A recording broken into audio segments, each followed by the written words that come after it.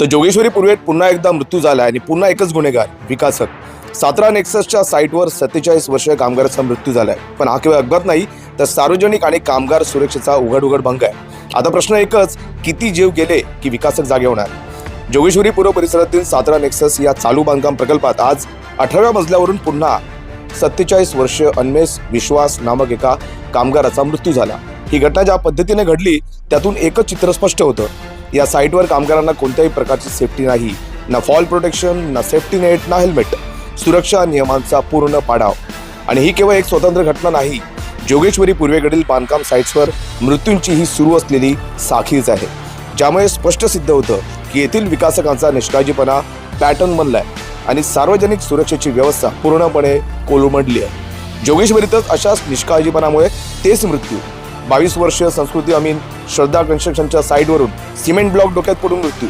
सुरक्षा जाळे नाही, बॅरिगेड नाहीत, शेड्स नाहीत। शमा आणि आयश शेख AIM पॅराडाईज साईटवरून लोखंडी गज रिक्षावर कोसळला। माता आणि 9 वर्षांची मुलगी जागीच मृत। देवभूमी कन्स्ट्रक्शन 3ऱ्या मजल्यावरून 3 कामगार पडले, 1 मृत, 2 गंभीर। 17 ते 18 वर्षांचे अल्पवयीन कामगार वापरले, कायदेशीर गुन्हा।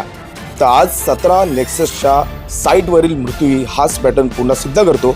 जोगेश्वरी पूर्वेत सुरक्षा नियम कागदावर आहेत, साईटवर नाही। या सर्व घटनांमध्ये एकच गोष्ट पुन्हा दिसते, हे अपघात नसून सिस्टमॅटिक हत्या आहे। कारण साईटवर फॉल प्रोटेक्शन नाही, सेफ्टी नेट्स नाहीत, सार्वजनिक रस्त्यावर बॅरिगेड्स नाहीत, कामगारांना PPE नाही, अल्पवयीन कामगार वापरले जातात, सेस न भरल्याच्या तक्रारी, सुरक्षा निरीक्षण फक्त तक्रारीनंतर।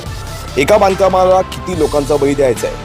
जाणून बुजून सुरक्षा न पुरवणे म्हणजेच क्रिमिनल नेग्लिजन्स। आजचा मृत्यू भारतीय न्याय संहिता कलम 106 अंतर्गत स्पष्ट फौजदारी गुन्हा आहे। BOCW ऍक्ट या कायद्यानुसार सतत पर्यवेक्षण आवश्यक, सेफ्टी नेट, शेड्स, गार्डरेल्स, PFAS अनिवार्य। 17 नेक्ससमध्ये संरक्षण व्यवस्था नसणे म्हणजेच सरळ कायद्याचा भंग।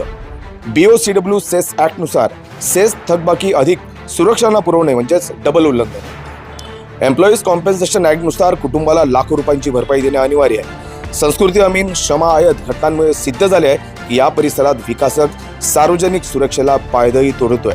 17 नेक्सस असो, श्रद्धा कन्स्ट्रक्शन असो किंवा इतर कोणतीही साईट, सर्वच ठिकाणी एकच गोष्ट दिसते, विकासकांसाठी कामगार म्हणजे खर्च, माणसं म्हणजे डेटा आणि सुरक्षा नियम म्हणजे कागदावरची औपचारिकता।